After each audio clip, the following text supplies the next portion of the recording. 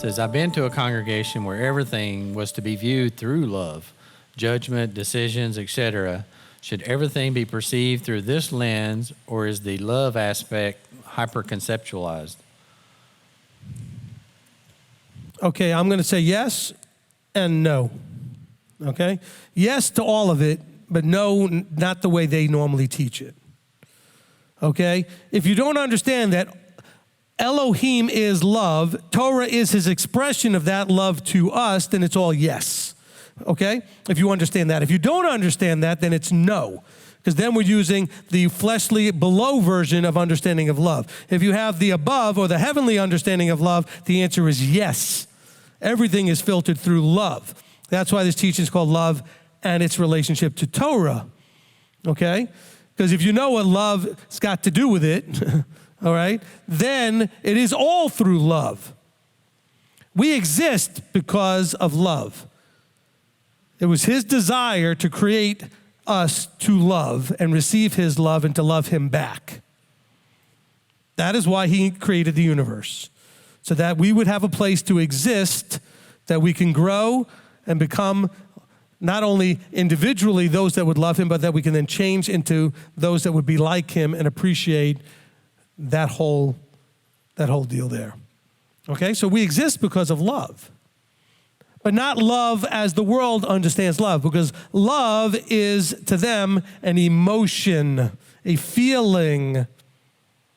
I love you, right? I mean, that's totally right, I love you. Well, what does that mean to that other person when you say I love you? Does it mean I desire you? Does it mean I respect you? Does it mean what? I mean, it can mean all kinds of things. Now, in his understanding, it means very specific things. Okay? And that's what we're going to learn through this teaching. All those different aspects. I mean, that's why to somebody it's very hard for them to feel loved when you say, well, I'm only doing this because I love you, but you're not going to like it. But I'm chastising you, I'm correcting you. And the person goes, well, you don't love me. Yeah, no, I'm doing this because I love you. Well, it doesn't feel like that because it's not a feeling. Okay? Love's not a feeling. We label feelings with the word love. Desire, warmth, all those warm, fuzzy things that we label as love. Okay? And so that's the difference. That's the way, I'm going to make this blunt, please don't get offended by this in some way, okay? That's why we all basically have an understanding the difference between making love and sex. Both exactly the same act, but not, right? Now, it's the same emotion that has you desiring the act, but one is very different than the other. Okay? And so we have to understand it from a much more above point of view, heavenly point of view, spiritual point of view, as opposed to a fleshly, worldly, below point of view. Okay? Hopefully that makes some sense. All right? So the answer to that question is if you have the right point of view, the answer is yes. From the worldly point of view, the answer is no. We do not look through the love lens that the world taught us. Because that's the lens that someone says to me, well, God loves me and he wouldn't want me to not be able to provide for my family. And so if I don't work on Saturday and I'm going to lose my job, he wouldn't want me to lose my job. And if he loved me, he would know that that's the fleshly, worldly, emotional looking at love. Okay?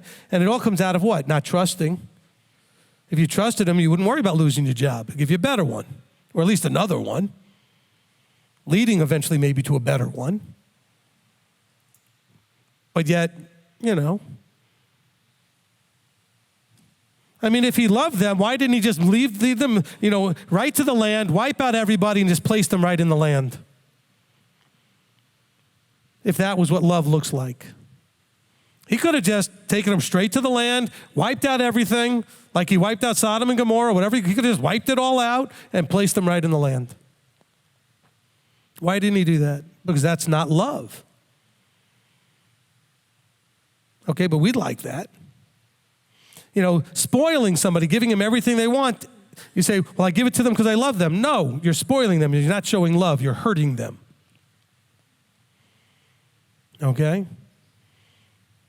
And so we don't understand love. That's why there's all these books on codependency and enabling and all this other stuff that comes out of someone's feeling of love.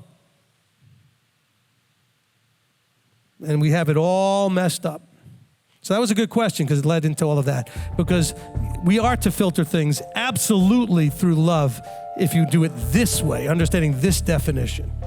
Because everything is about love. If you love me, guard my commands. You are to love Yahweh. You are to love each other. I mean, that's your two instructions. To do what? To love. To love him, to love each other.